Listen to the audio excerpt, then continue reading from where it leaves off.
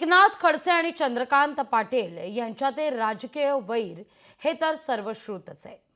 पण यंदा रोहिणी खडसे आणि चंद्रकांत पाटील यांच्यात लढत होतीये, त्यामुळे घराणेशाहीच्या मुद्द्यावरून दोनही नेत्यांमध्ये चांगली जुंपली आहे।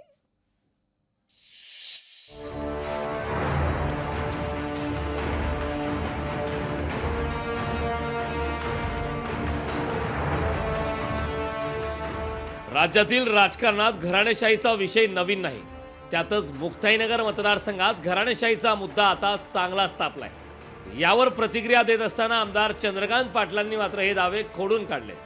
दाव्यानं सांगतो, ताल टोकून सांगतो की चंद्रकांत पाटील हा एकटा राजकारणामध्ये त्याच्या स्वकर्तृत्वातून आलेला आहे आणि त्यांना मुक्ताईनगरमध्ये माझ्या मुलींना राजकारणात येण्याची काही आवश्यकता नाही आणि ते येणार नाही।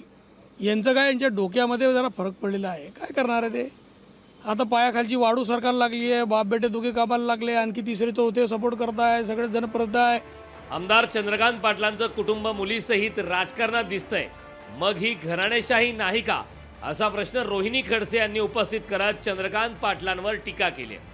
स्वतःचा परिवार हा राजकारणामध्ये त्यांच्या मुलीसहित आज राजकारणामध्ये दिसत आहेत, प्रचारामध्ये दिसत आहेत आणि त्यांचे नेते म्हणजे आदरणीय मुख्यमंत्री एकनाथरावजी शिंदे साहेबांचे चिरंजीव देखील राजकारणात आहे। त्यांचे पालकमंत्री जे राहिलेले आहेत ते गुलाबराव पाटील साहेब यांचे चिरंजीव देखील राजकारणात आहे। असे अनेक नेत्यांची उदाहरणं मी देऊ शकते। एकीकडे विधानसभेचं राजकारण तापलेलं असताना दुसरीकडे घराणेशाहीवरून मात्र पाटील आणि खडसे पुन्हा आमनेसामने आले असून या दोघांमधील राजकीय वैराचा मतदारांवर नेमका काय परिणाम होणार हे पाहणं महत्त्वाचं आहे। सुमित देशमुख, लोकशाही मराठी, जळगाव।